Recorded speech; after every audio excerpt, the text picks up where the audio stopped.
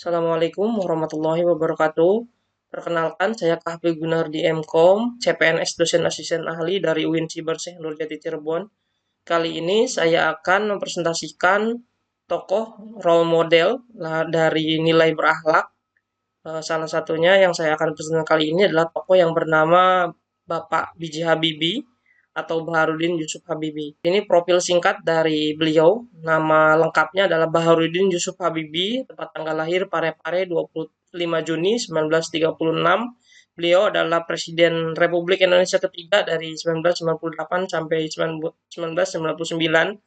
Julukan beliau adalah Bapak Teknologi Indonesia. Kontribusinya adalah pengembangan industri pesawat N250, teori crack propagation atau faktor Habibie, reformasi demokrasi, dan pendiri dari Habibie Center. Nah, pada kesempatan kali ini beliau juga terkenal dengan istilah teknokrat, inovator, dan negarawan Indonesia. Sedikit infografis dan timeline singkat dari beliau. Beliau lahir di Parepare tahun 1936, kemudian 1965 sampai 1974 beliau menjadi teknokrat di Jerman, ahli kedirgantaraan. 1974 sampai 1997 Menteri Riset dan Teknologi membangun IPTN. Kemudian 1998 sampai 1999 Presiden Republik Indonesia ketiga.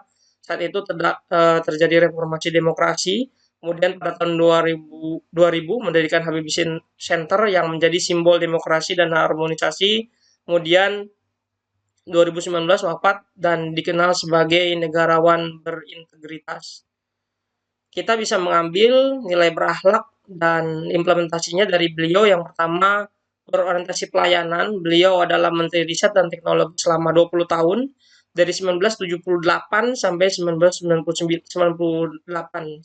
sampai 1998. Kemudian beliau adalah pengembang industri pesawat nasional, ya, kemudian penemu teori crack propagation untuk keselamatan penerbangan, dan juga beliau mendorong penggunaan teknologi GSM di Indonesia dan turut berperan dalam kelahiran BUMN Telkomsel. Nah, kemudian nilai berakhlak yang kedua adalah akuntabel. Akuntabel di sini beliau saat menjabat menjadi presiden, Habibie segera mengesahkan undang-undang penting seperti otonomi daerah dan anti monopoli.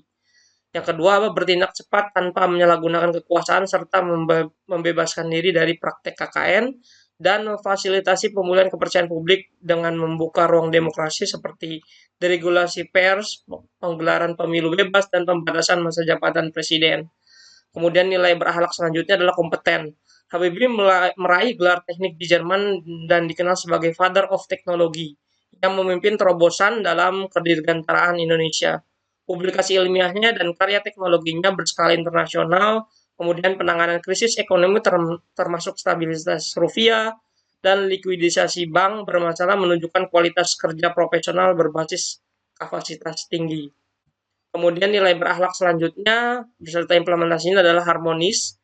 Beliau adalah pendiri Habibie Center ini aktif mendorong demokrasi, dialog, dan toleransi. Yang kedua, sebagai pimpinan IPTN yang membawahi ribuan pegawai, ia berhasil menjaga kebersamaan dan sinergi tim demi pencapaian bersama, sehingga terciptalah sebuah pesawat Gatot Kaca tersebut. Beliau menjadi simbol toleransi dan mendukung demokrasi inklusif.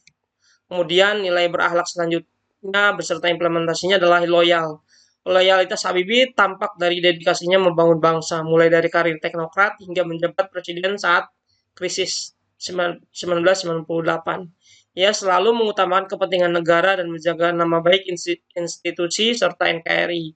Kemudian mengabdi hingga akhir hayat untuk Indonesia. Yang selanjutnya adalah adaptif. Ia dikenal inovatif, mengembangkan faktor Habibie untuk keselamatan struktural pesawat dan menerapkan secara global, dikenal sebagai Mr. Crack. Di tengah krisis 1998, Habibie merancang reformasi politik dan ekonomi secara cepat dan tepat, mencerminkan kemampuan adaptasi terhadap perubahan zaman. Kemudian, nilai berakhlak dan implementasi selanjutnya adalah kolaboratif. Habibie mengelola IPTN dengan sinergi tinggi antara teknisi, ilmuwan, dan pemangku kepentingan untuk menghasilkan pesawat N250, dan secara ini bisa disebut sebagai proyek kolaboratif. Sebagai presiden, ia membentuk Development Reform Kabinet yang lebih inklusif dan mendorong independensi bank sentral dan melibatkan berbagai partai dalam kabinet.